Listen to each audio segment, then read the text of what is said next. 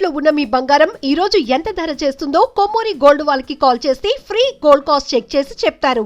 గురువుగారు, కొన్ని ధర్మ సందేహాలు ఉన్నాయి. ఆడియన్స్ అడిగినవి కూడా కుదిరినన్ని మిమ్మల్ని అడుగుతాను. వినాయకుడికి తులసి ఎందుకు సమర్పించరు? శ్రీరామ జయం. పురాణిక కథనం అనుసరించి తులసి బృంద గణపతిని వివాహం చేసుకునే అభిలాష వ్యక్తపరిచింది.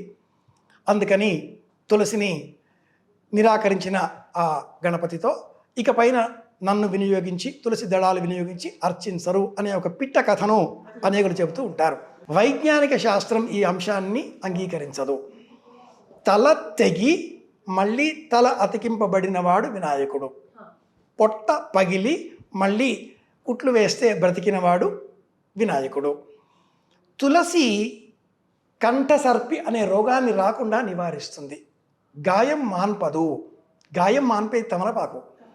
గాయం కాకుండా అంటే ప్రత్యక్షంగా చర్మానికి సంబంధించిన గాయం కాకుండా పరోక్షంగా బ్యాక్టీరియా, ఫంగస్ ఇలాంటి కారణంగా వచ్చే రోగాలను నిరోధించేటటువంటి శక్తి కలిగినది తులసి. ప్రత్యక్షంగా గాయం అయితే ఆ గాయంలో నుంచి మనల్ని కాపాడేది ఇంకా చాలా విశేషమైన తీగలు, తిప్పతీగ ఇలాంటివి, అలాగే ఇంకా చాలా ఉన్నాయి. వాటితో గణపతిని పూజించాలి. కంఠం తెగి మళ్ళీ కంఠం పెట్టబడినవాడు. కుట్లు మనం చెప్పుకుందాం మోడర్న్ కాసేపు. కుట్లు అవునా కాదా, చంద్రుడు నవ్వాడా, చందమామ కథ విందాం. బట్ సైంటిఫిక్గా పొట్ట పగిలి మళ్ళీ బతికినవాడు తల్లి కారణంగా. ఈ నేపథ్యంలో గణపతికి తులసి ఇందుకోసమే అర్పించకూడదు. ఇది చెప్పడం కోసం మనం ప్రతి వాళ్ళకి మనం అయోడిన్ అని చెప్పాం కదా, ఉప్పు తక్కువైంది అని మాట్లాడుతూ ఉంటాం. కాబట్టి సైన్స్ వేరే, పురాణ కథ వేరే. సైన్స్ చెప్పేటటువంటి ఫలితాంశాలని పురాణ కథల ద్వారా మన వాళ్ళు ఆచారం, సంప్రదాయం అంటూ బోధించారు. ఇది రహస్యం. గురువుగారు, పూజ చేస్తే గంట కొడతారు. ఇంట్లో పూజ చేసే వాళ్ళు కూడా చిన్న గంట కొడతారు, కొబ్బరికాయ కొడతారు. అసలు ఎందుకు ఈ గంట, కొబ్బరికాయ కొట్టడం దేనికి? నారికేళ్ల సముద్భూతం త్రినేత్ర హరసమ్మతం శిఖయా దురితం సర్వం పాపం పీడాంచ మేనుద. కొబ్బరికాయని సమర్పించాలి. మానవ దేహానికి ఈ కొబ్బరికాయ ప్రతీక. మనల్ని మనం సమర్పించుకోవడం అంటే కొబ్బరికాయని పూర్ణ ఫలం అన్న పేరిట పూజాంతంలో సమర్పించాలి. నారికేళంలో ఉండే నీటితో అభిషేకం చేయాలి కాబట్టి అభిషేక సమయంలో ఒక కొబ్బరికాయ పగులగొట్టి స్వామికి ఆ నీటితో అభిషేకం చేయాలి. నాదం చేయడంలో ఈ పదార్థాన్ని అలా మనం పగులగొట్టగానే అప్పుడు నాదం వెలువడుతుంది. కానీ ఆ పదార్థం మీద అభిలాషతో కొంత బ్యాక్టీరియా, ఫంగస్ ఆ ప్రాంతానికి చేరవచ్చు. మీరు చేసే ఈ శబ్దంతో వచ్చేటటువంటి వెలువడేటటువంటి ప్రకంపనలు, శబ్ద తరంగాలు ఈ వ్యతిరేకంగా ఉండే వాటన్నింటినీ దూరంగా పెడతాయి. ఇది సైంటిఫిక్గా మనం ఒక చెప్పుకోదగిన అర్థం. రెండవది, పరమాత్ముడికి ఈ ఉపచారం అవుతుంది అని అందరికీ తెలియజేయడం. ఆహ్వానించే సమయంలో గంట, అభిషేకం చేసే సమయంలో నాదం, నివేదన సమయంలో నాదం, హారతి ఇచ్చే సమయంలో నాదం. ఈ నాదం అన్ని చోట్ల, అన్ని సమయాల్లో, అన్ని దేవతాలయాలలో ఒకే విధంగా చేయకూడదు. పరమాత్మ ఎవరు, నాదం మారుతుంది. ఏ ఉపచారం చేస్తున్నారు, నాదం మారుతుంది. వాటికి పేర్లున్నాయి. ఈ వివరాలను అందించేది ఆగమ శాస్త్రం. ఏకతాడనం, ద్వితాడనం, ద్వితాడనం, హస్తతాడనం, ఇలా అనేక విధాలుగా ఆ నాదమును సృష్టించేటటువంటి పద్ధతులు అనేకం ఉన్నాయి. ఆ శబ్దం విని పరమాత్ముడికి ఈ ఉపచారం అవుతుంది అని మనం గుర్తించాలి. ఇది రహస్యం. కానీ ఇంట్లో మాత్రం అందరూ ఆ చిన్న గంటను ఒకే రకంగా మోగిస్తుంటారు కదా, తప్పే ఉండదా గురువుగారు? భక్తి పిండి కొద్దీ రొట్టె, భక్తి కొలది పరమాత్ముడు. మన ఇంట్లో మనం చేతి గంట మ్రోగిస్తాం. ఆలయాలలో వేలాడేటటువంటి ఘంటానాదం చేస్తారు. మనం బౌద్ధ ధర్మం ఆరామాలకు వెళితే, విహారాలకు వెళితే, చైత్యాలకు వెళితే అక్కడ కూడా గంట ఉంటుంది. కర్రముక్క వేరే ఉంటుంది. కర్రముక్కతో ఆ గంట బయట ధ్వని చేస్తూ వెళ్ళాలి. అందులో కూడా మళ్ళీ రెండు. గంట పై భాగంలో ఒక అర్థం, గంట దిగువన అంచు మీద కొడితే ఒక అర్థం. ఒక పాత్ర చుట్టూరా బయట గంట కర్రతో చేసింది ఇలా తిప్పుతూ ఉంటే వచ్చే ధ్వని ప్రకంపన సృష్టించడం ఇంకొక అర్థం. కదా. ఇది వజ్రయానానికి సంబంధించిన జ్ఞానం. ఇప్పుడు ఈ మధ్య ట్రెండ్ అవుతుంది ఎక్కువగా అది. ఇది మనది కాదు, బౌద్ధ ధర్మం. సన్యాసులు చేయాలి. ట్రెండ్ అవుతుంది. కొత్త వింత. అలాగే గురువుగారు, గుడికి వెళ్తే ప్రదక్షిణ చేస్తారు. కొందరు 3, కొందరు 5, కొందరు 11, 108, వేలకు వేలు మొక్కుకున్న వాళ్ళు కూడా ఉంటారు. కారణం ఏమిటి? అసలు ఎన్ని చేయాలి? 3 చేస్తే చాలు. త్రిగుణాత్మకమైన ఈ ప్రపంచం సత్వ రజస్తమో గుణాలను నియంత్రించే నిమిత్తమై గత జన్మ, వర్తమానము, భవిష్యత్ జన్మ 3 జన్మలకు ఆధారంగా మనం చేసేటటువంటి సమస్త కర్మలలో ధర్మార్థ కామములను మనం సక్రమంగా చేయగలిగితే 4వది అయిన మోక్షం దానంతట అదే సిద్ధిస్తుంది. కనుక ధర్మము, అర్థము, కామము తెలిసి చేస్తున్నాం. 3 కర్మలనే ఆచరిస్తున్నాం, 3 కాలాలలో ఆచరిస్తున్నాం. ఈ జ్ఞానంతో మన ప్రవర్తన ఉంటే 3 ప్రదక్షిణలు చాలు. అంతకంటే మించి మనం ఏది చేసినా కూడా అది ప్రచారార్థమే అవుతుంది. ఇది ధర్మరహస్యం. ఇది సైంటిఫిక్గా చెప్పేటటువంటి సమాధానం.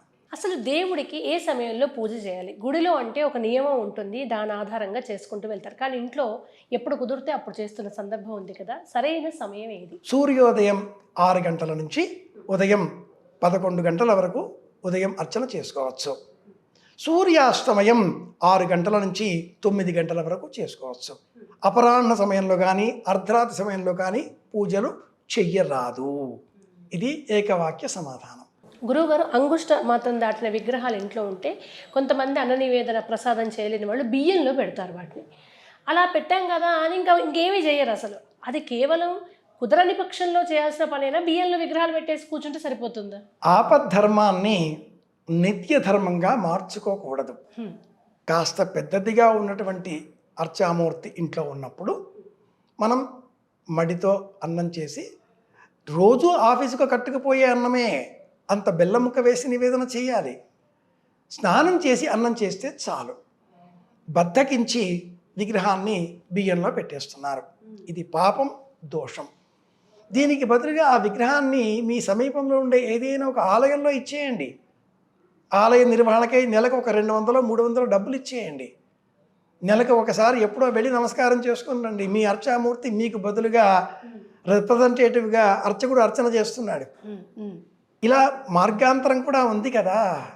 ఇంట్లో ఉండి బాధపడడం ఎందుకు? పరమాత్ముడు అన్న ఆలోచన మన బుర్రలో చేరినందుకు బాధ పెట్టుకోవడం ఎందుకు? గురువుగారు, నాకు ఎప్పటి నుంచో ఒక అనుమానం. ఎంత శ్రీచక్రానికి అంత ఫలితం ఉంటుందా? అంటే ఇంత శ్రీచక్రానికి ఇంత ఫలితం, అంత ఎత్తు శ్రీచక్రం పెట్టుకుంటే అంత ఫలితం అలా ఉంటుందా? ఎందుకు అడుగుతున్నా అంటే, ఈ మధ్య 10 అడుగుల శ్రీచక్రం, ఇంత వెడల్పాటి శ్రీచక్రం, దానికి పూజ, అధిక ఫలం అనే మార్కెటింగ్ నేను చూస్తున్నా. ఇంత శ్రీచక్రానికి ఉన్న ఫలితం కన్నా అంత శ్రీచక్రానికి ఎక్కువ ఉంటుందా? బిందు త్రికోణ వసుకోర దశారజగ్మం శ్రీచక్ర నిర్మాణానికి సంబంధించిన మూల సూత్రం శ్లోకం నేను గుర్తు చేస్తున్నాను. సౌందర్య లహరిలో కూడా మనకు 14వ శ్లోకం ఈ శ్రీచక్ర నిర్మాణం ఎలా ఉంటుందో తెలియజేస్తుంది. చిన్నది ప్రమాణం చిన్నది చిన్నది చిన్నది అవుతున్న కొద్దీ ముత్యాల ధర పెరుగుతుంది. ఎంత చిన్న ముత్యం అవుతే అంత ధర, ఎంత పెద్ద ముత్యం అవుతే అంత తక్కువ ధర. మైక్రో లెవెల్కి వెళుతున్న కొద్దీ మైక్రాన్స్, ప్రోటాన్స్, ఇంకా ఇంకా ఇంకా మైక్రో లెవెల్స్ వెళుతున్న కొలది విస్ఫోటన శక్తి ఎక్కువ. ఆటం బాంబ్ అంటే ఏంటి? అది ఇంత పెద్దదా? కాదు కదా. Micro, minute. చిన్న విషపు చుక్క చాలు కుండెడు పాలని పాడు చేయడానికి. ఒక్క మాట చాలు చేసిన శ్రమ అంతా కూడా నిష్ప్రయోజనంగా మార్చడానికి. కనుక శ్రీచక్రం ఎంత చిన్నది అయితే అంత ఎక్కువ ప్రయోజనం. జనాలకు చూపించడం కోసం కాదు మనం చేసే ఈ శ్రీచక్ర ఆరాధన. శరీరమే శ్రీచక్రం. ఈ జ్ఞానం పెంచుకొని చక్ర ఆరాధన చెయ్యాలి. కనిపించడం కోసమో చూపించడం కోసమో కాదు. శ్రీచక్రం శివయోర్వపు, దేహమే శ్రీచక్రంగా మార్చుకోవాలి అని మనకు దేవి దుర్గా మాల చెబుతుంది. ఆ దుర్గా మాలనే లోకమంతా ఖడ్గమాల అంటుంది. అది దుర్గా మాల. శరీరాన్ని మనం శ్రీచక్రంగా మార్చుకోవాలి. ఎంత చిన్నది అయితే ఆత్మశక్తి, ప్రాణశక్తి అంత బలం. అటువంటి శ్రీచక్రం ఇంట్లో ఉన్నప్పుడు కఠినంగా ఉన్న నియమాలు పాటించాల్సిందే కదా గురువు గారు. కొందరేమో అసలు శ్రీచక్రం ఉన్నా పర్వాలేదు, మీకు దేవుడి పట్టంలాగే మీరు అంత ఇబ్బంది పడొద్దు అంటారు. కొంతమంది ఏమో శ్రీచక్రం ఉంది, మడితో ఆచారంతో మెలగండి అంటారు. ఏం చేయాలి? కృష్ణుడు పక్కనే ఉన్నాడు, పాండవులకు తెలియదు, కష్టాలు పడ్డారు. ఎప్పుడు తెలిసిందో అప్పుడు కృష్ణ నీవే తప్ప ఇతఃపరం పెరగము అన్నారు, కృష్ణుడు రక్షించాడు. చిన్నగా ఉండే శ్రీచక్రం కావచ్చు, దేవతారాధనా విగ్రహాలు, అర్చామూర్తులు ఏవైనా కావచ్చు, మనం వాటిపైన చూపించే భక్తి శ్రద్ధ ఆధారంగా అవి మనల్ని రక్షిస్తాయి. మనలో ఉండాలి కదా ఏకాగ్రత, అది ముఖ్యం. పరమాత్ముడికి ఇదే పని కాదు, అది రియాక్షన్, ప్రతిబింబం.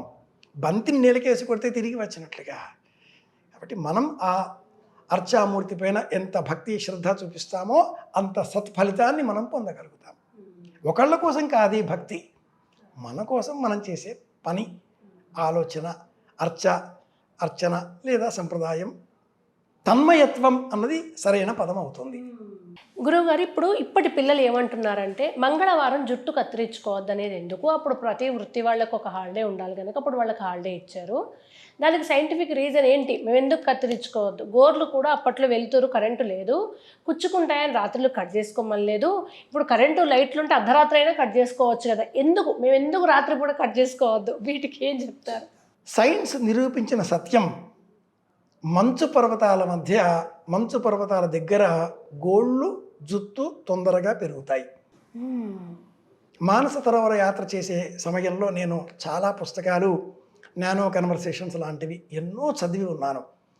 మంచు పర్వతాల వద్ద గోళ్ళు జుత్తు త్వరగా పెరుగుతాయి, సైన్స్ నిరూపించింది. మన చేతి వేళ్లలో కూడా అన్ని వేళ్లలో సమానంగా గోళ్ళు పెరగవు, మధ్య వేలికి త్వరగా పెరుగుతుంది, కాలి వేళ్లలో కూడా చిటికిన వేలికి తక్కువ. ప్రమాణం ఒకటి కాదు. చనిపోయినటువంటి మృత అణువులు చనిపోయిన తర్వాత కూడా పెరుగుతున్నాయి కాబట్టి వీటిని తొలగించడంలో ఒక సమయం, సూర్యోదయ సమయం. మంగళవారం నాడు ఎందుకు వద్దన్నారు? మంగళవారం కుజహోరతో ఆరంభమవుతుంది. ఈయన శశి కుజరాహుర్జీవమందాగ్నికేతు. ఈ కుజుడు తామసానికి, యుద్ధానికి, పరాక్రమానికి, రక్తానికి ప్రతీక. మన దేహంలో మాట గురువు, బుద్ధి బుధుడు, తండ్రి, పుణ్యం, దేవతారాధన, కోపం, ఉద్యోగం సూర్యుడు, తల్లి, ప్రేమ చంద్రుడు. ఇవి ఎలాగో ఇల్లాలు, అలంకరణ శుక్రుడు ఎలాగో, కుజుడికి సంబంధించి శరీరంలో ప్రవహించే రక్త వేగం నియంత్రణ, హైపర్ టెన్షన్ ఆయన కంట్రోల్లో ఉంటుంది. అలాంటప్పుడు మంగళవారం కుజహోరతో ఉన్న సమయంలో కటింగ్ చేసుకుంటే చెవి తెగవచ్చు, కత్తి తెగవచ్చు. ఆ రోజుల్లో కత్తి నూరేవాళ్ళు బెల్ట్ మీద, ఇప్పటిలాగా రేజర్స్ అది వ్యవహారాలు కాదు. అలాగే మాతుశ్చతుర్థి భగిని చతుర్దశి, ఎప్పుడు పడితే అప్పుడు కటింగ్ చేసుకోకూడదు. చవితి నాడు చేసుకుంటే తల్లికి పాపం కష్టం, చతుర్దశి సోదరికి కష్టం, భ్రాతుశ్చ షష్ఠి అన్నదమ్ములకైతే షష్ఠి నాడు చేసుకుంటే అన్నదమ్ముల కష్టం. ఇలా తిథులు, నక్షత్రాలు, వారాలు అనేకం చెప్పి మనకు పక్షం 15 రోజులకు ఒకసారి అని చెప్పారు. ప్రతిదీ శాస్త్రం, ప్రతిదీ మైక్రో లెవెల్, ప్రతిదీ నియమం. తెలియని వాళ్ళు వాదించినప్పుడు తెలిసిన వాళ్ళు ఇది సైన్స్ అని చెప్పాలి. ధన్యవాదాలు గురువుగారు. శ్రీరామ జయం.